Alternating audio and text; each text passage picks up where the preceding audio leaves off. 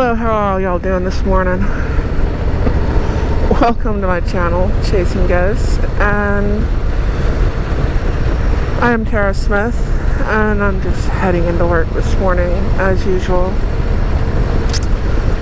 Early in the morning. I'm actually running late, so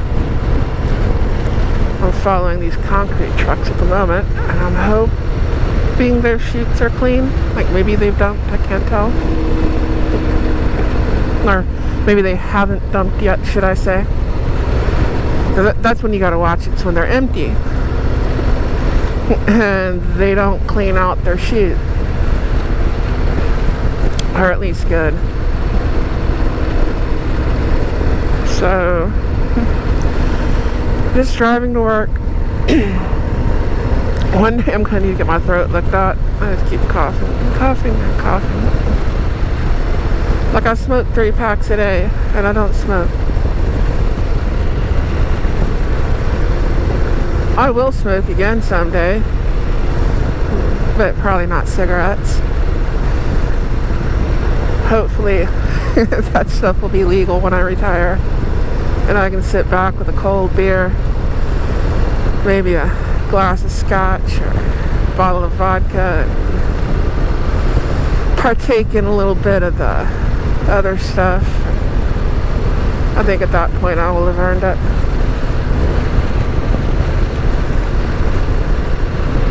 But the current administration is what do you call it? They're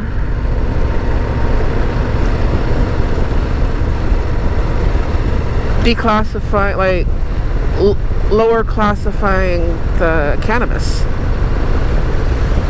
which, whether you agree with smoking it or not or any of that stuff, I have no problems with it. My parents were hippies, you know. Well, one was a Vietnam vet that came back and became a hippie, and the other was a hippie that went country with everybody else in the late 70s, early 80s, you know. Her sister and all them went disco, and she's like, what's this urban cowboy stuff? Okay.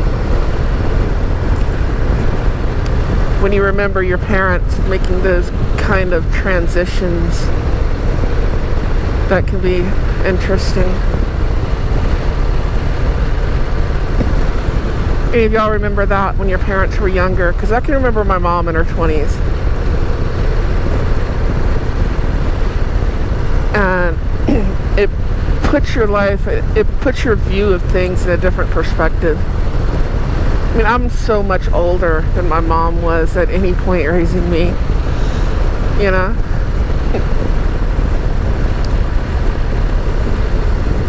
I'm way older than I was when I got unceremoniously kicked out. So that's another story I don't know if I'll ever get into. That's one of the few times in my life I made a good decision.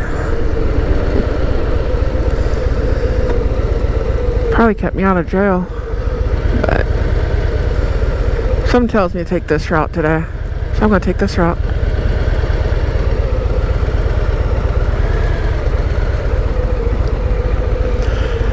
It's another thing. You have like these weird feelings, you know, and it's like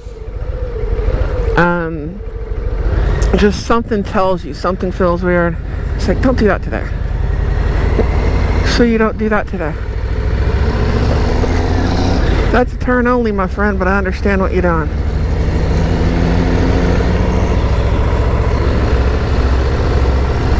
Now, I'm not going to get into it until after this. They're going to get over it. Now, see how patience helps you?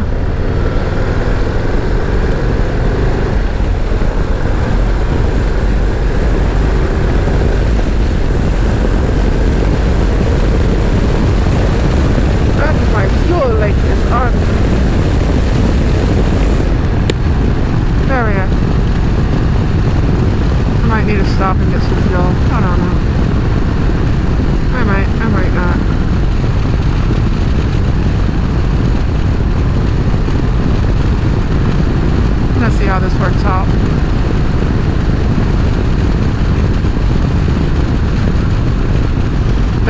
back to the other subject, cannabis, which should have never, ever, ever been a Schedule 1.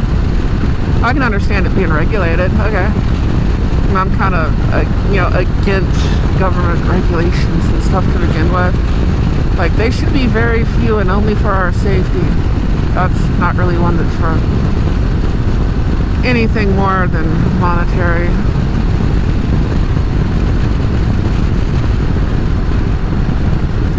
So,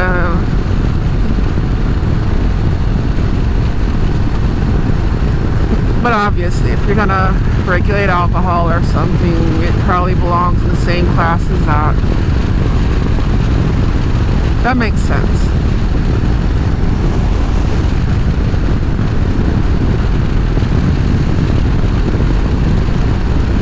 Now, I don't like how it's been getting legalized, like state to state, but that's how things happen in the United States. And we have this younger generation that kind of thinks of the United States as like one big thing. We're not one big thing. We've never been one big thing. We're a bunch of smaller things that happen to be larger than European countries. You know?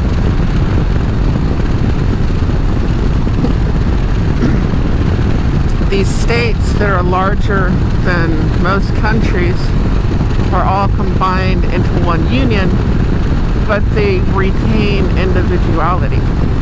There are things called states' rights that both sides will argue, depending on whichever case, meets whatever their politics are on.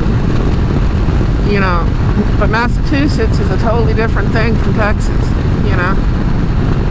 Europeans are like, you're not well traveled in America. Most of you have never been to another country. Have you seen the United States? Come on. I'm fixing to make a 5,000-mile trip if I can somehow figure out how to get the money worked out. And I'm not even leaving the United States. I'm not even seeing all of it. I'm not even going to see a quarter of it. I'm just going to go up to New York and come back.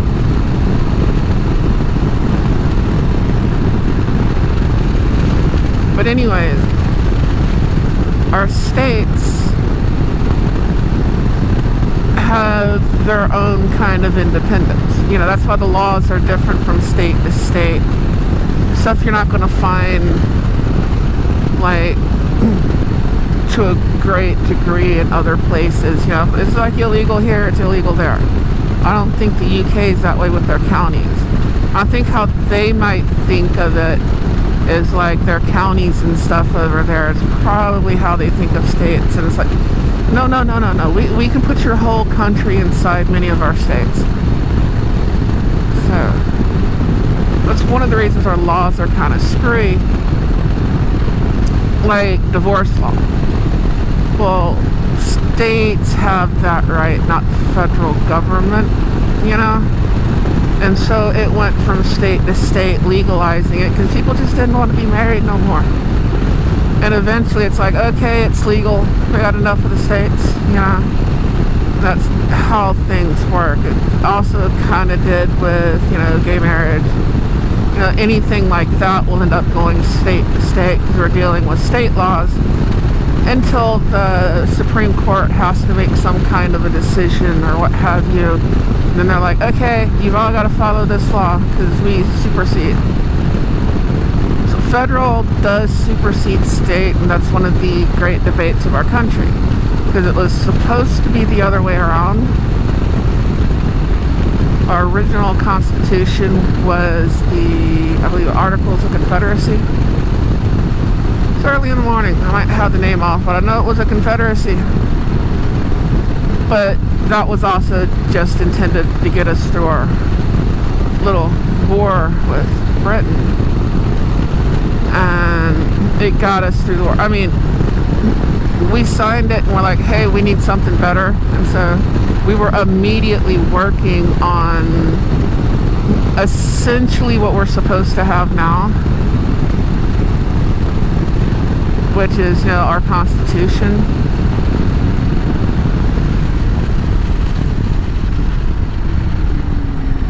But we've amended it to the point that it doesn't really resemble I mean, I guess in a grand scheme of things, it does still kind of resemble, like in an overview, but we've got so many amendments and changes that it's not quite what it was. I cracked my visor because I'm all fogged up.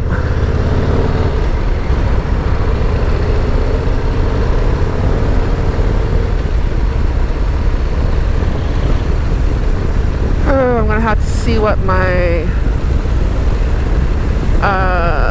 fuel gauge says when I get closer to work. I might have to stop for fuel.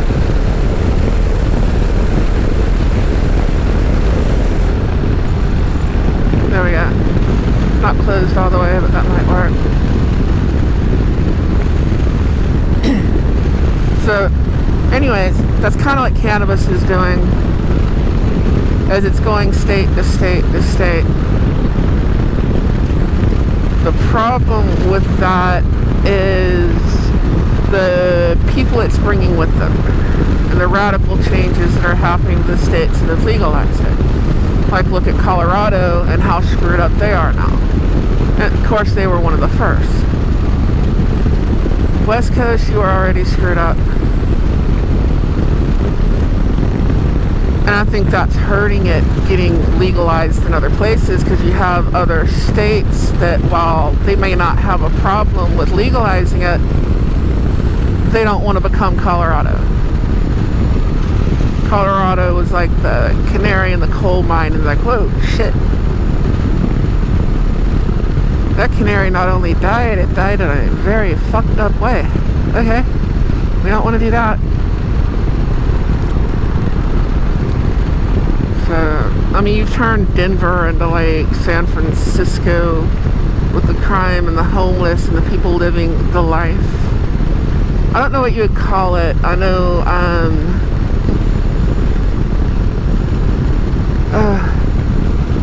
if you're native, you'll understand what I mean about like the life. And you got a bunch of white stoner hippies that want to basically live that life. And, you know, they're bringing an excess drain on your economy. They're not giving, they're only taking, kind of thing. Monetarily. I mean, if they get a job, it's a little shit job. So they're going to get their stuff refunded at the end of the year. A lot of states, like, you know, Washington, what have you, they'll show you how to get set up with a card so that you don't have to work and the government pays you to exist, and we're just going to get stoned all day. Well, a society can't live like that, because eventually, you know, a handful of people doing that, maybe, you know, but to the scale that it's gotten, it's unsustainable, because at a certain point, all the other people are going to be like, hey, wait a minute. Why are we doing that? Why are you taking so much from me, who's working my ass off? And at a certain point, that's beyond party lines too, you know. You'll end up with Democrats and Republicans standing up together and saying, hey, we're bleeding. We gotta stop the bleeding. We can fight later. Maybe that's what'll unify the country. I don't know. But when the hurting gets to be so much, and it's getting there, you know, there's a lot of us, like, I mean, I make bad financial decisions. I understand that, you know. I like shiny things, but I work my ass off to afford them. And sometimes I ain't got money for food, but I do make good money. You know, if you want to support me on Patreon or any of that, please do. I could use the help for my channels and stuff, because, like I said, I got 2 bikes, I got 2 cars, I got a house, I got a lot of bills, you know, so money to put into the channel, if y'all could support, that'd be great. But there's so much of America right now that's within like a paycheck of just no hope. It's not a paycheck from being homeless. It's a paycheck of being no hope. Because you can do the math. We can all do basic math. And you know what it's going to take to catch those bills up. And you're planning, you're doing something like, well, I get 5 checks this month instead of, 4. Or when this money's coming, what have you, and you're robbing Peter to pay Paul, you're putting this bill off, you're putting that bill off so you can pay this one, and you're flipping the order of everything around. And we all know what you're doing, because we're doing it too. And all it takes is that one bad week,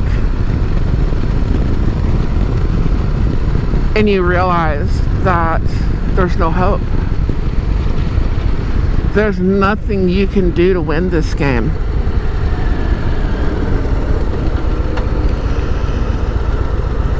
And that's where a lot of Americans are right now. A large portion of Americans. It's not a small segment. And those are the people who are funding. Don't get yourself wrong. These are the people who are funding it. I mean, granted, corporations, as much as we say they don't pay enough in taxes, and rich people, they don't pay enough in taxes, or they don't pay taxes. Well, that's not looked at really correctly. It's looked at politically through whatever side of the aisle you happen to be on. Have fun there, Mr. Ford. But anyways, the reality is that those millionaires and billionaires and corporations whose money, even though our money's taxed at least 3 times when we get it, they're taxed even more than that on their money. They're taxed multiple times. So what ends up happening is they actually pay a lot more into the economy than we do. In fact, they're the only ones who supported this economy until the early 1900s, like as far as income tax wise. I mean, you still bought stuff, you kept it going. Those, wasn't really billionaires, millionaires and companies and stuff like that. That's who paid income tax. The average person did. You had to have a company. Now, granted, that meant a lot of farms and stuff, because farms are companies, would still be paying income tax.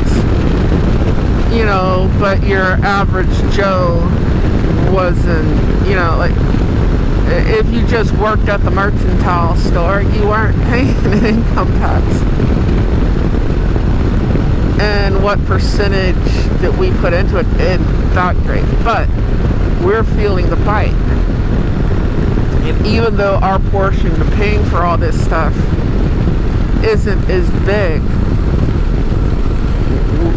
we can't take it as easily.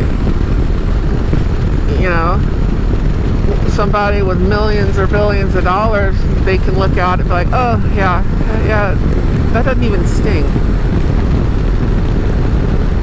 Well, when you're down to peanut butter and jelly sandwiches, generic Kraft macaroni and cheese on a splurge night, you can't take that hit. You know what I mean? You can't take that hit. And that's where we're at.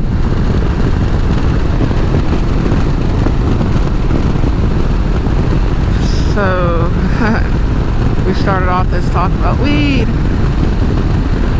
But no, they're bringing that extra strain in on your state and local governments.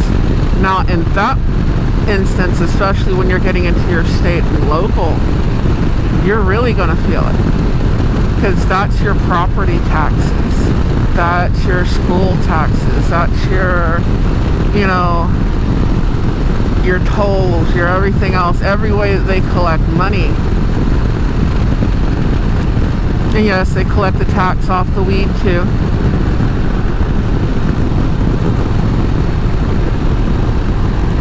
But they're not doing too good. They initially had surpluses and everything.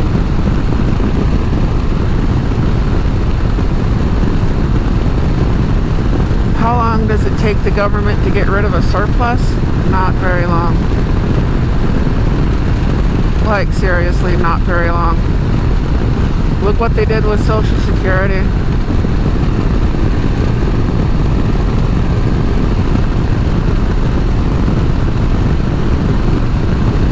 Anyways, it's still strained. It's infrastructure strain. It's just economic strain. You can't have that many people living that way. I mean, I watched that truck stop like in, what is that, Wheat Ridge, Colorado? At TA. Turn into like the one in, I want to say North Bend, Washington, that one up there at the foot of Snoqualmie. Well, that's not the one I'm thinking of, not Washington. Although it's getting there. Troutdale, Oregon. That's what I was thinking. Yeah, that TA in Troutdale. Because you'd wake up in the morning and you'd look across where the grass and the weeds and the trees are, and they got these old culverts and stuff there. And you'd look across at that and you'd see all the homeless and everything coming out of those culverts. You know, they're getting their days started like anybody else. Getting ready to go knock on doors and annoy truck drivers and all that kind of stuff. Fogging.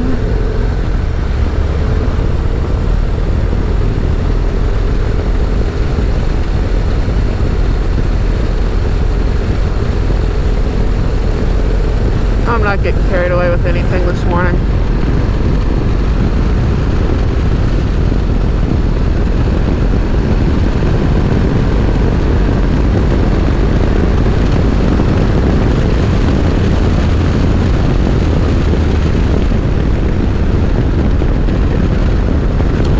But now you got that same problem.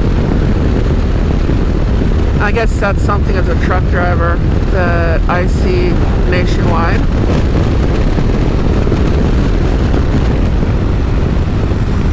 I see things that most people don't really get to see as like an effect across the country.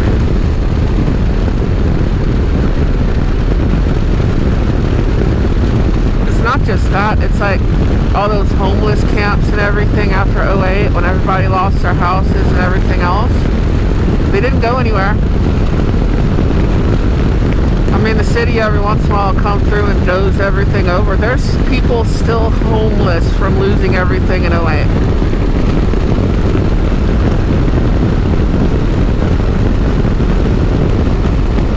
At a certain point, how do you get up from that? But anyways, we got a lot of people in this country that are like, I know people, you know, they say one paycheck away from homelessness or one paycheck away from losing their house or losing that. When really where they're at is about one paycheck away from losing hope.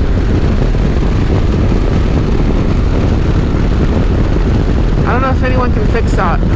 I think we're screwed. You know? I don't think there's a savior out there politically. I think we got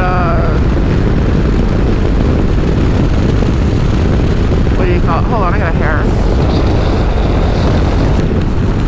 It's always nice to have a hair in your face. We've got a reckoning coming with all the poor financial decisions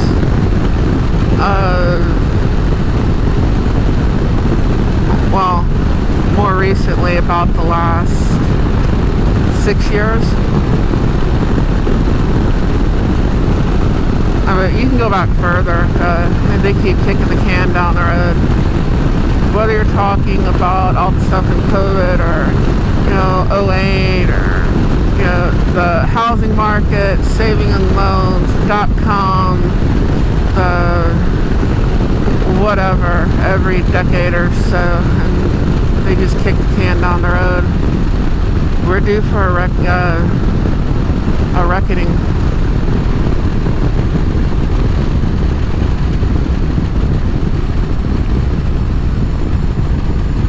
It's like, do I want to go around? I kind of did.